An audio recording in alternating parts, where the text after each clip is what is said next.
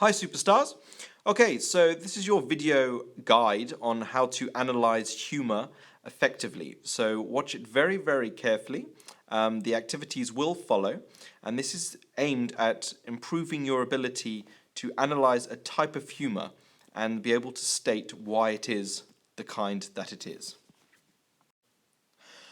Okay, so as you can see, there are 6 types of humor. The first one is a pun.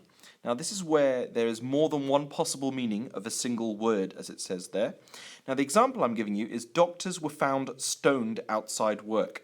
Now hopefully you'll all know that the word which has more than one meaning there is stoned, that I've just circled there. So again, meaning 1, it's where doctors were found dead outside their workplace from having stones thrown at them to be stoned. And the second meaning is that doctors were found high outside their workplace from taking drugs. So that is a pun. Okay, next we have ambiguity. Now this is very similar to a pun, so you need to be very careful. Ambiguity is where there's more than one possible meaning, but it's not on one word this time, it's of a sentence. So that's what separates it from a pun. Ambiguity is when there's more than one meaning on a sentence. So your example here, robber jailed for shooting dead witnesses. Again, the first meaning is a robber was jailed because he shot a witness and killed him or her.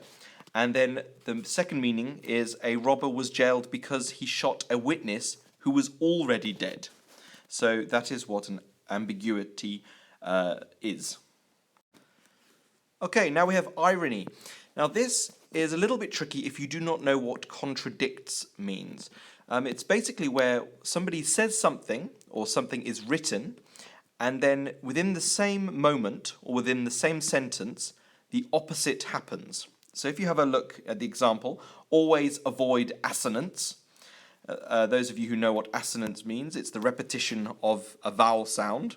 And so this is an example of a contradiction because always avoid assonance is in fact repeating the A sound. So it's instead of avoiding it, it's actually doing it. So this is what we call an ironic example. Okay, parodies. Now these have become very popular in movies as well as advertisements, and it's where there is an existing thing. It could be a movie or an advert or something, and then somebody copies it or copies the style of it, and then they do something with it to make it funnier. So for example, in this one here, we have the McDonald's M. Now, on the right-hand side, there is a parody of that McDonald's letter, as they've turned it on its side once, so it represents now an E, and then the M, when it's turned upside down, becomes a W, and the whole word spells ew. So what they're doing there is making everyone think, isn't that very entertaining, that McDonald's actually tastes ghastly, because ew is a typical sound for that. So that would be a parody. Okay, now we have satire. So this is when an issue or a person is insulted and mocked in order to bring attention to a serious issue.